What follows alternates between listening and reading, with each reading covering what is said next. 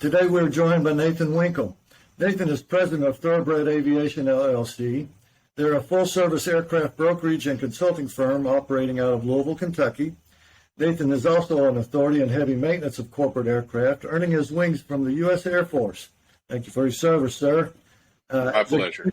As a crew chief, and then in the private sector as a director of maintenance at a Fortune 500 flight department. Nathan has also served on the NBAA Maintenance Committee as chairperson. So I do believe we've got somebody that's an authority in maintenance. Nathan, thank you so much for joining us today. Well, thanks for having me, Jeff. I appreciate it. And authority is an interesting word, but we'll give it a good shot. So today we want to have a discussion on what an aircraft needs to be aware of on the maintenance side if they're trying to purchase a corporate aircraft in the fourth quarter of 2022. What do you believe would be the most important thing going on in a purchase? What's the first thing they should look out for maintenance-wise?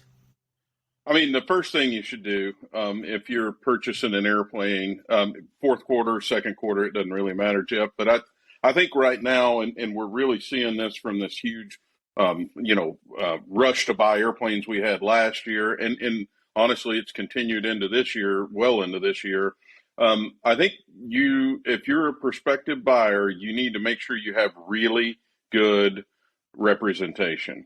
So you may have a great broker, you may have a great deal maker, you may have a great attorney, but in the context of today's conversation that we're talking about in the technical front, you need to make sure you have really good technical representation.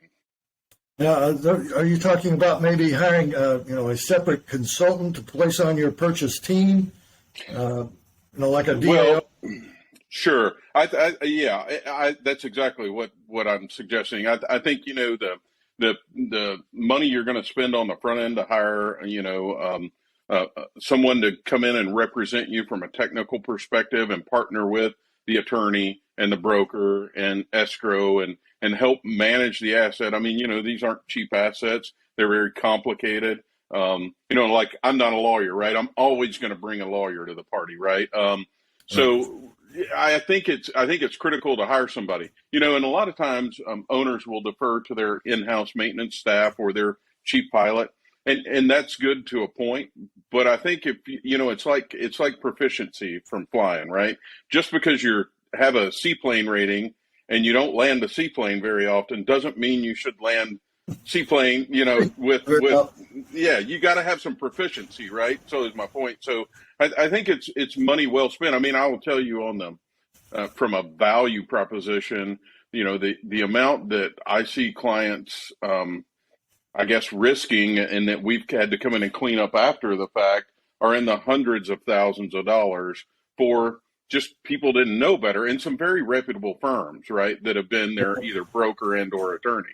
Well, I mean, it just kind of makes sense, really, though you might be flying let's just say you're flying a Challenger 604 and you decide to purchase a Falcon 8X. Right. Your director of maintenance and your chief pilots, they're very familiar with the Bombardier product, but know nothing about a Dassault product. So sure. That's a perfect statement about hiring a representation that can help you walk through things. Well, and I think it's true in that specific, granular context of the airplane technical knowledge. I mean, you got to have that, right? And that's exactly what I'm proposing. But I think there's a piece of the transaction too that requires some technical expertise too, right? There's delivery conditions in the agreement. Here's my favorite, right? And so this might be helpful for somebody. We often say, the royal we of business aviation, in our purchase and sale agreements, we'll say things like that the purchaser's entitled to a test flight. We don't do test flights in business aviation. Our insurance policy would prohibit us from doing a test flight. We don't employ test pilots, right? It goes against all the ethos of a safety management system. Mm-hmm. I mean, words matter, right? So, we're still going to go do an acceptance or a functional check flight, but we're not doing test flights, right? So that's just one example. Another really good one is another good one is the inspection, the aircraft purchase and sale agreement sometimes will say something to the effect of, if there's a dispute on what is a discrepancy, the inspection facility will determine whether or not the discrepancy is airworthy.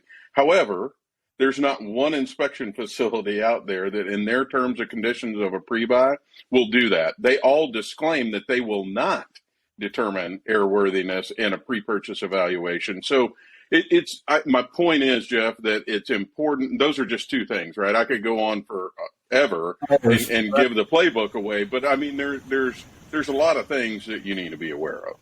That makes perfect sense. You need to have an expert representation. Same, just like what we brought up in the beginning with an aircraft brokerage firm such as yourself. Yeah. So, last year in that buying frenzy of, Q4 of 2021, there were numerous reports of buyers not doing a pre-purchase. Do you see the same thing happening this year? I think you and I kind of alluded on it when we discussed it during our little discussion today, the other day. What's your thoughts there? Yeah, I mean, that's exactly right. So I'll talk about what's happened and what we're last year and what we're seeing right now because of it.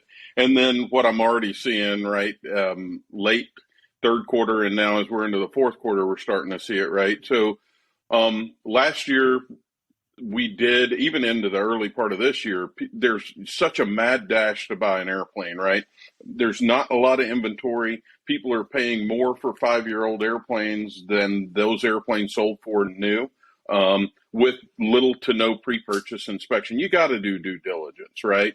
I mean, some might say, well, you don't need to bore scope your engines or your APU because they're on a service plan. Well, that service plan doesn't cover FOD. I guarantee you that. I've never seen one that does. So you at least need to do a FOD bore scope, right? Because that's risk, right? Not looking at the records. Even the best of the best make mistakes, right? Just because it came out of a large charter or fractional fleet doesn't mean that those records are right. Right. And those can be millions of dollars. There's my friend Amanda Applegate put out a great article a few weeks ago about some of these exact pitfalls, and I've seen them too. And one of the things she wrote about was an airplane that had a large inspection. They went in for their first inspection after ownership 8 months into it. And, oh, by the way, you've overflown a landing gear or whatever the component was by X number of landings because nobody did a record to review, right? Because you chose, or your broker sold you into, or your whatever, you chose not to do the proper due diligence. I think you can, now having said all that, I think you can do like a holdback. You can do a strategic process and still close on an airplane before the end of this year. But I think, again, you got to have the right players on the team, and you got to set the right ground rules for that. I mean, it's a risky proposition, but you've just got to have the right folks helping you navigate through that. Right. Well, I mean, it sounds like, at the very least, you need to have some proper documentation to minimize risk. 100%. 100%. Yeah, that's exactly right. Yeah, though you might curtail a pre-purchase on into 2023, it needs to have something in the contract or the purchase agreement to minimize the risk of that agreement. Well, look, Jeff, as well as anybody, right? You've been doing this a long time. So buying the airplane's the cheap part, right? So even if it's a $50 million airplane, that's the cheap part. The expensive part is operating it. And, we continue to see, and in fact, we're working with a client now, not as a broker, but as a consultant who was a first-time aircraft buyer in 2021. Beautiful airplane, but it had some significant maintenance coming due, just scheduled work.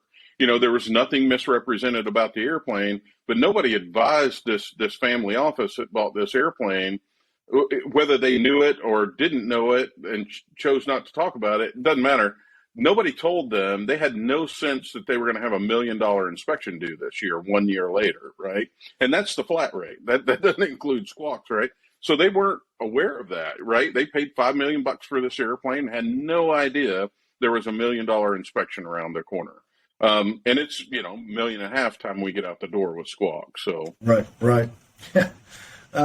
So moving on down a little bit, do you advise? This is kind of a teeter-totter question. Do you advise your class to complete their pre-purchase at an authorized facility, or maybe work with a long-established facility such as Duncan or Westar? Yeah. So we, I will say it depends on the airplane, right?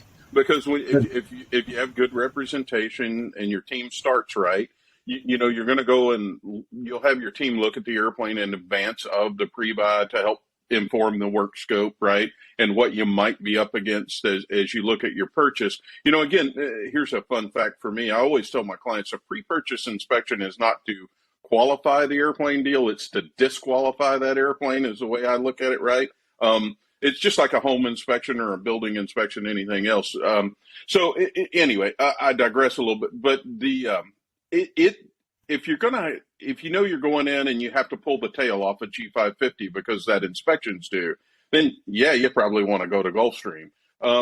You know, having said that, there's some airframes that, you know, is like Dassault's a good example in the U.S. Their service center network's gotten smaller, right? Where everybody knows about all that buzz. So it makes sense. And they have authorized places like a Westar or a Duncan or whatever, right? You go to one of those shops is totally fine. Same in the Challenger world, right?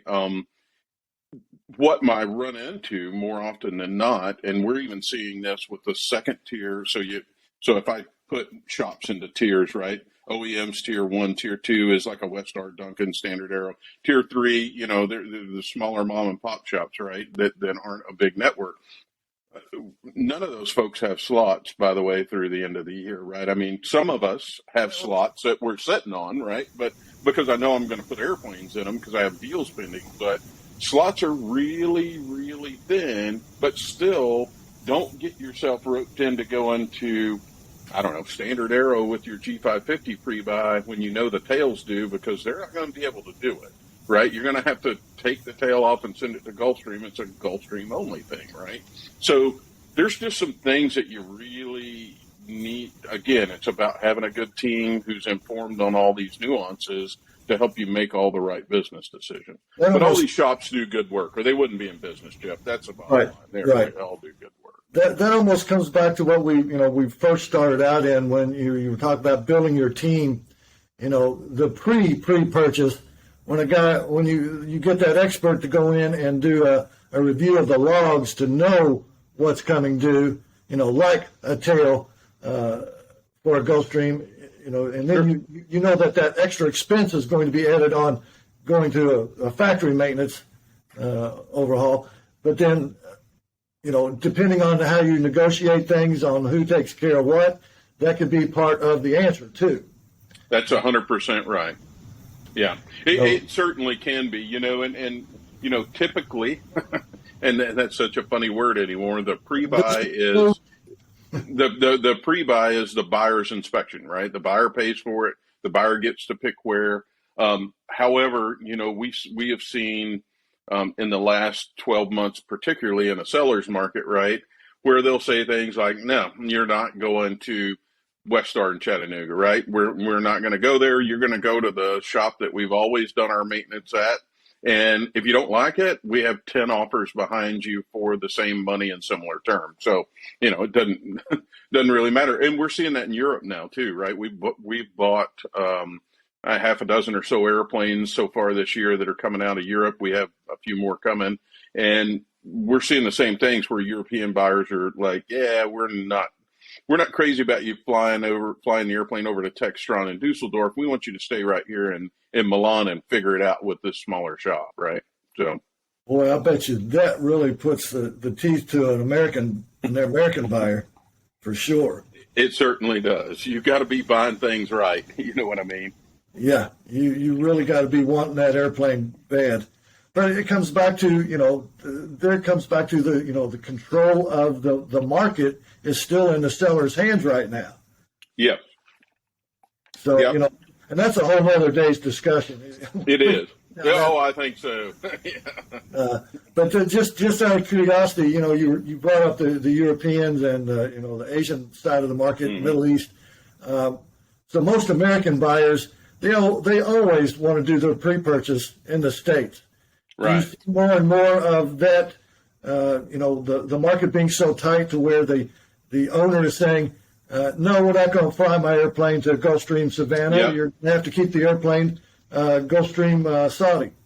Yep, absolutely. So if you, if we were to, I was fortunate enough to go to eBase this year, right? And so And I had an airplane in Jet Aviation Geneva at the same time I was trying to deliver. And I'll tell you, it was really interesting talking with the folks at Jet Aviation, both in Geneva and Basel while I was there, and looking at the ramp of the line of airplanes sitting out there to go through pre-purchase inspection for exactly what you said. Because the sellers are like, listen, I'm not risking flying that thing to the U.S. and maybe you walk away. The reality is, in this market, you sell it before the person even got the door closed, right? But there's just folks not willing to have it out of the span of control, and we have market conditions that they can dictate that, right? So, it's driving costs for buyers, right? Back to your original point, because we find ourselves having to send folks over there or partner with reputable outfits over there, and there's plenty of reputable outfits that do the type of work we do. So you just have to find, the right people that can help you manage through it, right? But, it's interesting because even in the last couple of months, the euro and the dollar are almost the same thing value-wise right now, right? So all of a sudden there's a lot of airplanes, and I think you're going to see a lot more as we roll in to first and maybe even second quarter of next year. I think the percentage of airplanes bought, the majority of them are going to be coming from Europe and the Middle East. Very interesting. Good point. Good point. And I can remember, back in my day, the maintenance facilities overseas, we'll just put it that way, outside of the U.S., the caliber back then was not near what it is today. So, do you see a real difference in the caliber of maintenance facilities for, inside U.S. versus outside U.S.? I think buyers usually have a problem with doing that. Yeah, I don't. I think it all depends, right? I think there's great shops everywhere in the world. I think different things are important at different shops, right? Like interior and paint, in my experience, is not always the best at some of the international shops as it is in North America, right? Because in Canada, we have some really good shops up there as well, right? That do great paint and interior work. A lot of that comes down to environmental restrictions, right? In Europe, they can't use some of the same glue or compounds in the paint and different things. So I think it's a little more challenging. Having said that, there's, again, using the Jet Aviation experience recently for us with a Gulfstream, they did a fantastic job. The airplane, looked amazing when it came out of there. We didn't have any refurb. Well, we had light refurb work done during our pre-buy, but it really came out looking nice. I think it's changed a lot, Jeff. Your paperwork's about 5 times as much when you leave an EASA repair station or something similar. But I think that the attitude's changed a lot. Used to, when you would get work done, to your point, I'm old enough to remember too, 20 years ago, we'd get work done in Europe and they treated it, the technicians treated it just like they treated a 737 or a 727 out hauling passengers around, right? For a regional airline. We don't see that as much anymore. Some of the smaller shops, sure, you get that same mindset, but I think folks have really embraced business aviation. It's, again, just about doing diligence and picking the right place. So switching gears just a little bit, let's move on down the road. What do you look at when you're doing your due diligence on an airframe? It's going to depend on the type. One of the things that we have our own secret list at Thoroughbred, right? We have, by model, we have a list of things that have either our clients have run into or we have run into, or, our friends that do similar work have run into. If it's an airframe that we've never encountered before, the first thing we do is go to a couple of shops that we have a lot of trust in, that we work with regularly. We ask them, what are some of the common things you see? If they're a large fleet operator, type airplane, right? Like maybe a Phenom 300 or a Latitude. We got pulled into one of those a while back and had no experience with it. We called the large fleet operators, the ones that everybody knows, right? And we have friends there and said, hey, what are you guys running into, right? What should we look for? And that's, I think, using your industry network, that's why people should these operators should all be engaged in, things like the maintenance committee that I served on before. That network of people's great. I think there's great resources online, like you all put out great content. There's plenty of other publications that put out great content that people can go and kind of sift through the tea leaves and keep up to speed on what's happening on different types. Well put, tea leaves. I like that. Yeah. Do you make sure that and then we'll just go to one of the very basics. Yeah. Do you make sure that the airframe is on an engine and the airframe maintenance program? Is that like Sure. the first key? Yeah, I mean, for again, it depends on everyone's use case, right? I mean, there's a time and place for programs, and there's a time and place maybe not for programs. It just depends on the operator and what their expectations are. I'm very bullish on engine and APU programs. I think they're money well invested and well spent. I also think that it's not necessarily about having the airplane on an engine program while you own it, but eventually we're going to have to sell it, that airplane. So in terms of liquidity, when this market turns, and it will turn, eventually it has to, right? And we have a glut of inventory. If yours is not on a program and all things are equal to the one sitting right next to it is on a program, the one that is on a program will sell first every single time, right? So airframe programs, again, those depend on what your operational style is. If you fly a CJ3 1,000 hours a year on a charter certificate, pro parts, doing the math, it may not make sense for you, right? It just might not. But if you're a owner operator at a family office and you fly 200 hours a year on that same CJ3, it might make a lot of sense to consider being on that parts program. Okay, but the key is making sure they're paid up before closing, right? And you understand what the coverages actually are before closing, because they're not all equal. You know what? I can remember, the good old adage of MSP, money sent to Phoenix, back in the day. But what people don't realize is that if you didn't send that money to Phoenix and you did have a catastrophic or FOD damage or anything that came along, then you were out of pocket. I mean, what's the cost for, say, an engine overhaul in a Gulfstream Rolls Royce? Yeah, I mean, in today's so I'll talk about it in terms of buy-in. Like if you, and we're seeing this, right? We're seeing airplanes coming out of Asia and some other places that aren't on engine programs, and we'll pick up G550, not on an engine program. So we're buying, we're buying into these programs, and we find out that to transact on this airplane, we're going to have to add $5 million to the kitty to buy in, right? To get it caught up. And that's a low time, fairly young G550, right? So in terms of what is the overhaul cost, I mean, Jeff, it depends on the environment it's been in, but I mean, you're going to spend $2 or $3 million aside on a BR710, no, without question. Right. So and again, I know this is more of a question probably for the engine manufacturer, the maintenance program. Do you have an idea of what, when you buy into that program, how the ratio works? When it has X amount of hours on it, and then how many hours until overhaul, how that ratio of how they come up with your buy-in? Yeah, it's just a math problem, right? I mean, people tend to overcomplicate it. So there's several factors that come in. You take your status report from your maintenance tracking system, you share it with whomever it is, either the OEM or a third party like JSSI or somebody like that. You share that status report with them. They analyze all the life limited components for the engines, the previous inspections for the engines, those coming due.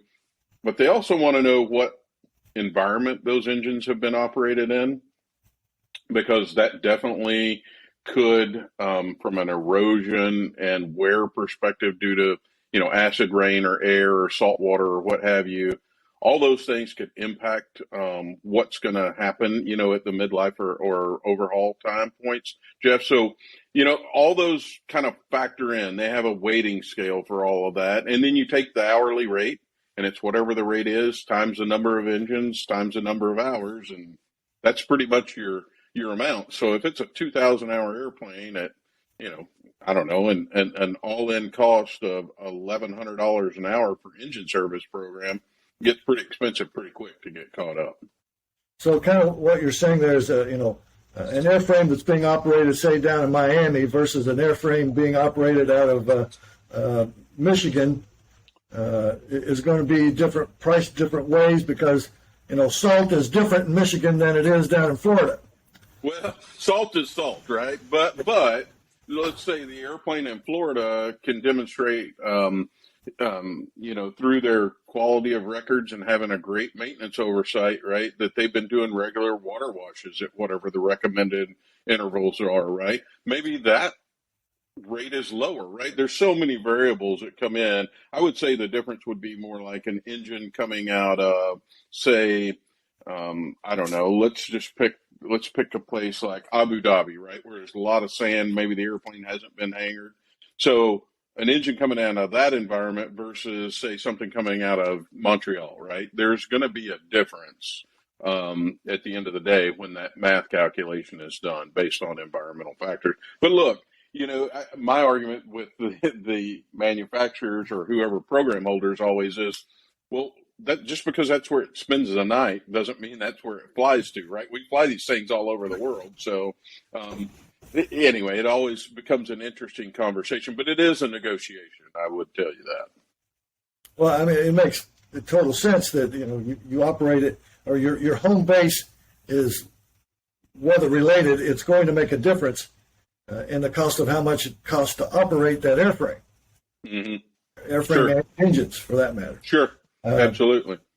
So when you get down to the nitty gritty and you have two close competing aircraft, which are basically equal, what in your opinion would set things apart?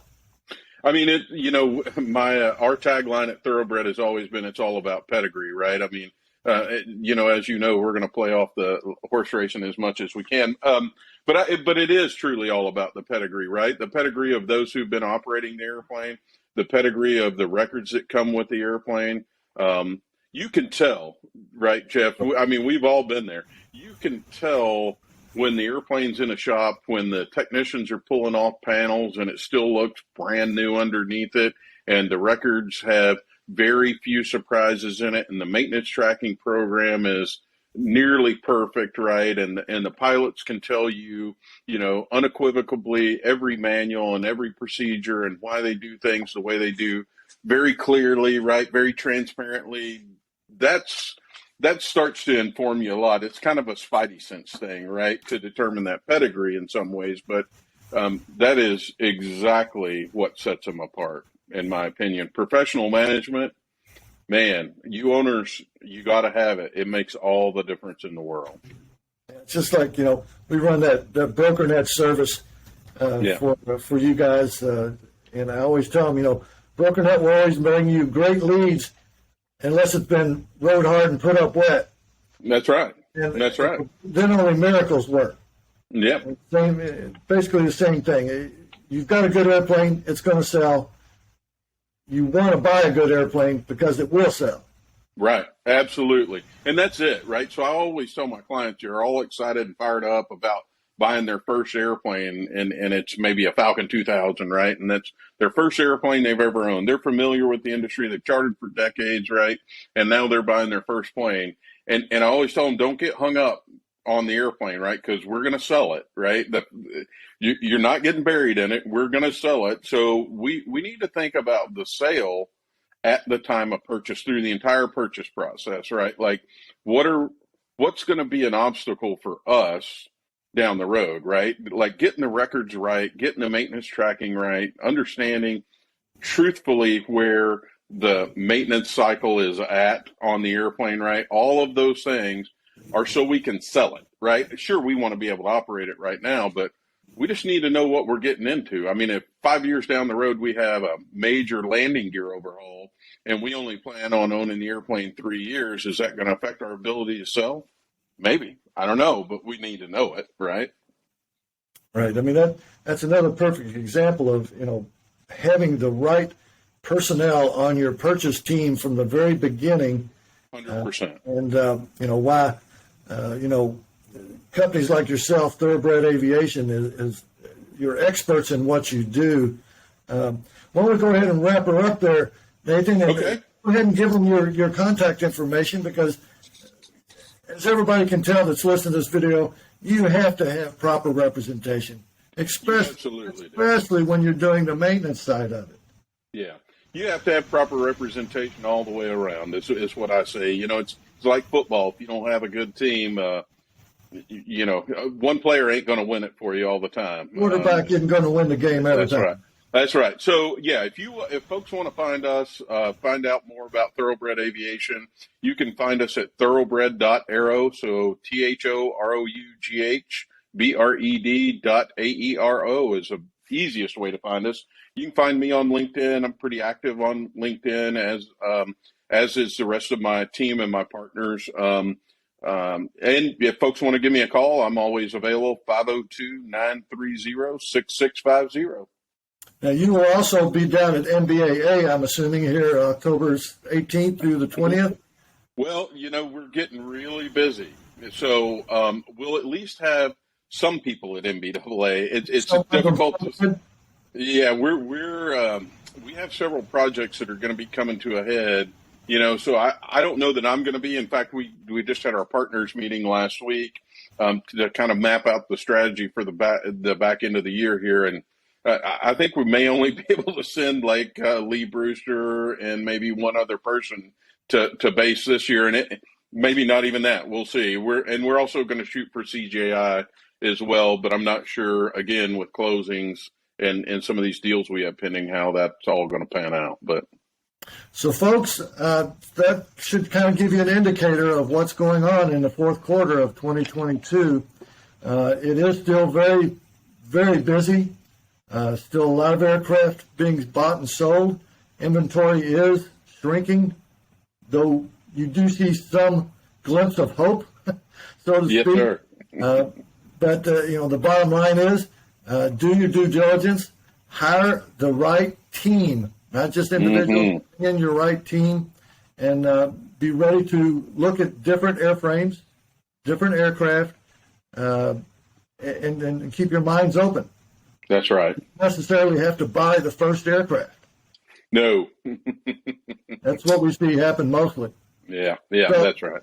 End of the day, good luck, and see you on the next video. Thank you. Thanks, Jeff.